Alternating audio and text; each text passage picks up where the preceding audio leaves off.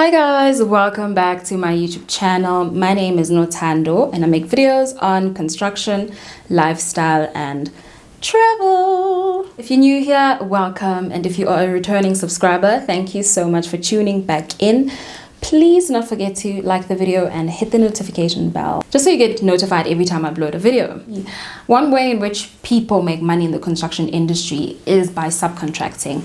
And if you're new to this channel and you don't really know what subcontracting is, a subcontractor is a company that is used to outsource certain portions of a bigger project. So for example, if I'm building a house and I need somebody to do my fencing, I will then outsource that to a subcontractor that specializes in fencing. That's simply put it. Yeah, but on this video, we are going to discuss how you can be the best subcontractor that you can be if you're already one or if you're looking into being one. Let's get right into the video. Get your paperwork right.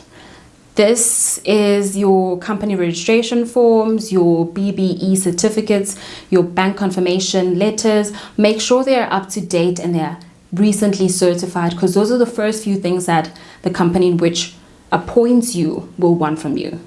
And then the next step would be, if they're going to appoint you for a bit longer, they'd want to put you into their system. So there's different companies work differently when it comes to this, but just make sure that you fill in those forms before you actually do too much work.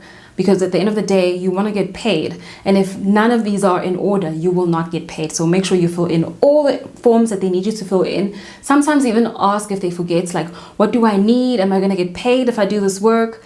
Just make sure that the paperwork is done before you jump onto the project. Just make sure that you sign your contract. This helps you stay binded to a contract when it comes to getting the job done. And if they can't just discard you if they decide that they don't want to go with you anymore, you have a contract binding. On the other side though, this means you're also bound to the contract, so you can't just bounce when you don't want to do the job. So just make sure that the paperwork is done and you sign the contract and you are legally binded to do this work, so that if anything goes wrong, it's all on paper and it's all signed for. Make sure that your quotes cover every single thing you can think of. Sometimes, obviously, they probably just want you to install, let's say, a door, but make sure that you quote for, let's say, transportation, accommodation.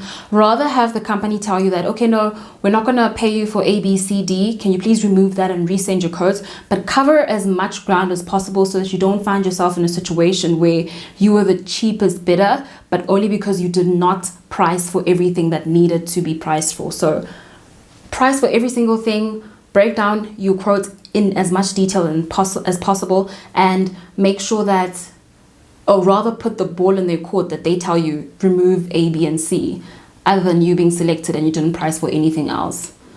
At the end of the day, what they're looking for, if it's for fencing, I don't know, I'm using fencing as an example. If they're looking for fencing, they will look at the fencing price and then they'll let you know, okay, no, we don't cover A, B, C, and D. So if your fencing is priced well and it's still good, you are most likely to be the one chosen to do the job. If you feel that you're underquoted, speak up as soon as possible. Do not just do the job at the less price without having tried to state your case. More often than not, if you're the cheapest one that quoted, there's room for you to, I don't know, adjust your quotes a little bit more. So speak up from the beginning so that you don't find yourself or your company drowning under an underpriced quote. So speak up from the beginning and try to mitigate the problems before it becomes a bigger, mess. So speak up. Also, under the same point, if you have underquoted, don't just disappear on the company.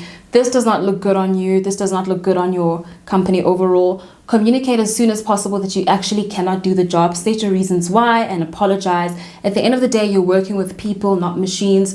So if you just disappear, it just does not look good on you and you won't be recommended for more jobs. Communication is key. Make sure your emails are professional, or as professional as possible. So at the end of your kind regards, add your company detail, add your address, add the little things. It's literally sometimes the little things that make you stand out as a company, that makes you trusted as a subcontractor. Usually subcontractors are sourced from the internet. You literally maybe search for a company that does tiling or whatever, and the most professional looking company will get my vote of confidence if I needed to select randomly like that. So be as professional as possible. If you need to outsource any of this professionalism, I'll add a link in the description of a company that assists subcontractors to up their professionalism. So do contact them if you need help as a subcontractor. Ask for your payments. A lot of the times you're working with quantity surveyors and they are not going to chase you for your own money because they're trying to save money. So if you have done the job and you're done, literally check on them, call them. Hi, when am I getting my payment? When am I getting my payment? Sometimes they literally forget because they're working on so many things, but chase for your payment consistently. Keep your cash flow high. So just maybe your company is doing really well. You've got multiple projects on different sides. Don't wait until your money runs out before you start asking for your payments from the different subcontractors or the different sites. Usually companies have got a certain time in which payments are made. So if you wait until the end, you might find yourself struggling within your own company when you have all this money sitting with all these different sites. So consistently ask for your payments, even if you don't currently need the money. Keep your cash flow flowing. Lastly, don't be an annoying subcontractor. And by this I mean don't nag, don't whine. Usually when you work with a company, obviously it's good company practice and keeping the network open by asking if they have other jobs on different sites. But if you're constantly pestering the quantity surveyors or the company, they wouldn't want to work with you because you're going to be so annoying. Like, this guy's always asking for jobs, or they're always begging for jobs, or they're always whining on the phone. So try as much as possible to be, confident in your request. Inquire once or twice. Don't be, oof. You don't want to be remembered for being annoying. So rather be a helpful and efficient subcontractor, so that if they have other sites in which they can appoint you, they'll do it again because it was so pleasant to work with you. If you have any more tips you want to add to this video, please do comment down below. I would love to hear what you have to say, and I also think it would be helpful for anybody watching this video. I hope you found this video helpful, and if you did, please don't forget to give it a like. Thank you so much for watching this video. See you later in another video. Please do not forget to like, share, and subscribe. Mwah.